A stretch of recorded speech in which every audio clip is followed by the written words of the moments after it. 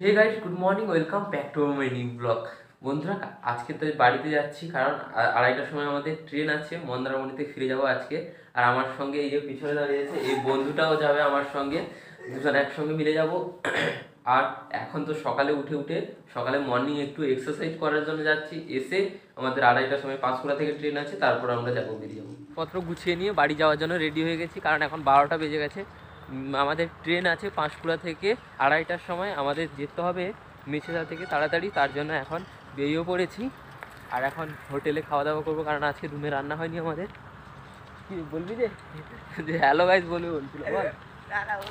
কেন কেন বলবি বলবি হ্যালো গাইস বল। Hello guys, welcome back to my new blog বল। কেন বন্ধুরা রেখে দাও মা সবাইকে। ট্রেনেও উঠে পড়েছি, ট্রেনও আমার ছেড়ে দিয়েছে পাঁশকুড়া যাওয়ার জন্য। দেখো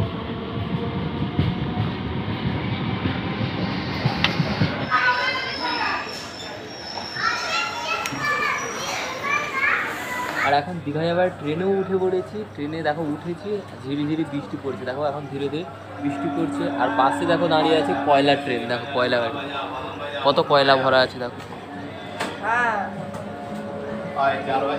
পুরো ট্রেনটাই কয়লা ভর্তি আছে। আর আমাদের এখন ট্রেন ছাড়তে আরও 1 ঘন্টা দেরি আছে, কারণ এখন বাজে 1:30। আমাদের ট্রেন আছে 2:20-তে। আরও 1 ঘন্টা, প্রায় 50 মিনিট মতন আমাদের এখন অপেক্ষা করতে হবে স্টেশনে।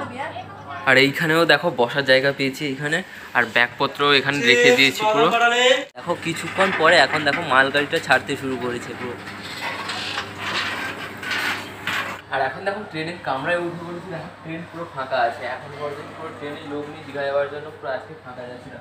এখানে ভাই একটা বসে আছে আমার সঙ্গে যাবে, আর আমি দুজনেই বসে আছি পুরো ট্রেন, গোটা ট্রেনটা। এখন বন্ধুরা আমাদের ট্রেন ছেড়ে দিয়েছে দীঘা যাওয়ার জন্য। দেখো এখন আমরা পাঁশকুড়া স্টেশন অতিক্রম করছি। দেখো এইটা হলো আমাদের পাঁশকুড়া স্টেশন।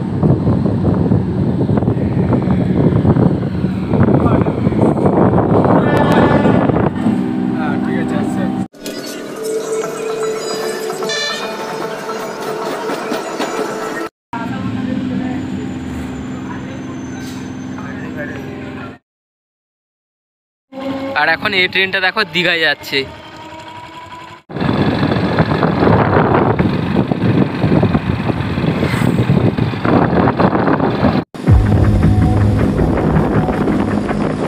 এখন আবার বাড়িতেও ফিরে চলে এসেছি।